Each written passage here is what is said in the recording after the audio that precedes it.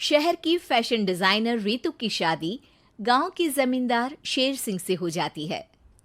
लेकिन शहरी कामकाजी रितु का गांव में मन नहीं लगता। क्या सासू माँ, ये गांव में तो कुछ नहीं है, मेरा दिल ही नहीं लगता यहाँ, क्या करूँ मैं। अरे बेटा, जहाँ पति का कारोबार बीवी तो वही अच्छी लगती है ना। अब हम लोग इतने पैसे वाले हैं कि गांव में मेरे बेटे लायक लड़की ही नहीं मिली। अरे माँ, मैं तो ये बोल रही हूँ कि क्या करूँ जिससे मेरा थोड़ा दिल लगे। अरे बेटा, मैं भी शहर की थी।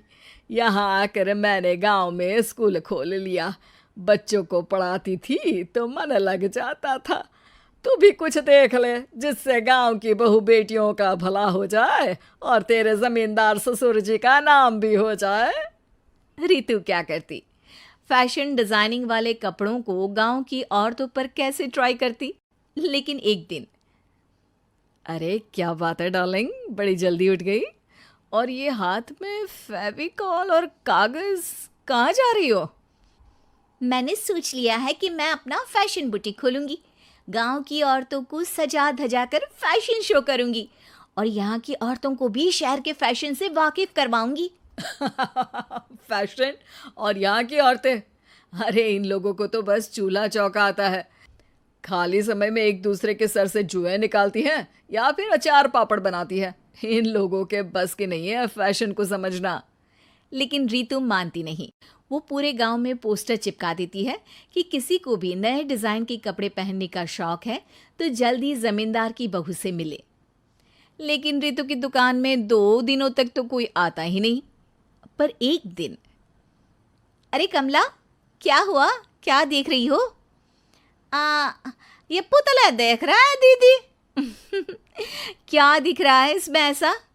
अब देखो तो दीदी, ये पुतला मेरे जैसा ही है ना, पतला दुबला लंबा, बस मैं काली और ये गोरा। तू ये बता, इस पुतले के कपड़े तुझे कैसे लग रहे हैं? अरे कपड़े तो बहुत ही सुंदर है दीदी, लेकिन तू ना बस कल इसी समय आ जाना और अपने जैसी 2-3 और को भी ले आना। अगले दिन कमला 2 लड़कियों को लेकर आ जाती है। रितु उन लोगों को अपने हाथ के सिले कपड़े पहनाती है और घर भेज देती है। उन लोगों को गांव की दूसरी औरतें भी देखती हैं। और फिर क्या, अगले दिन रितु जब दुकान खोलती है तो सामने बहुत सी औरतें उसके बनाए डिजाइनर कपड़े पहनने को तैयार खड़ी होती हैं। तुम लोगों को कपड़े के साथ ही हल्के मेकअप और स्किन केयर की भी क्लास देनी पड़ेगी। रितु गांव की औरतों को फैशन का ज्ञान देने में लग जाती है। एक दिन रितु का पति कहता है, अरे रितु, तुम्हारी फोटो पेपर में आई है। क्यों भाई, ऐसा क्या कर दिया मैंने, क्या लिखा है? अरे लिखा है गांव में होगा अब फैशन वीक। अरे हाँ, कल ना कोई फोन आया था मीडिया वालों का, तो मैंने भी बोल दिया कि फैशन शो तो अब गांव में होगा। लग रहा है उसी की खबर बना दी है। तभी रितु को एक फोन आता है। हेलो, कौन बोल रहा है? जी मैं काम्या बात कर रही हूँ, लुक में फैशन वीक से। हम लोगों ने आपका काम देखा।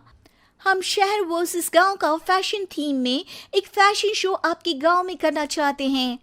अरे वाह, ये तो बहुत ही अच्छी बात है। मैं अपनी मॉडल्स के साथ शो में हिस्सा ज़रूर लूँगी। बस अब क्या था, वो दिन भी आ जाता है जब रितु की गांव की गोरी शहर की छोरी के साथ स्टेज शो में हिस्सा लेती हैं। शो के बाद, अरे आपकी वो जो कलेक्शन है ना, मैं उसकी पूरी सीरीज खरीदना चाहती हूँ। सच में आपने वो कपड़े डिजाइन करे जो आज के लोग आसानी से घर और बाजार में पहन सकते हैं।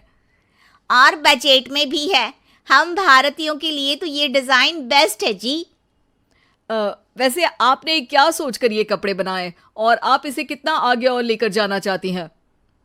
औरतें और फैशन एक दूसरे के पर्यायवाची है, तो ये किसने कहा कि गांव की औरतों को डिजाइनर कपड़े पहनने का हक नहीं? मेरा मानना है कि शौक सभी औरतों में होता है।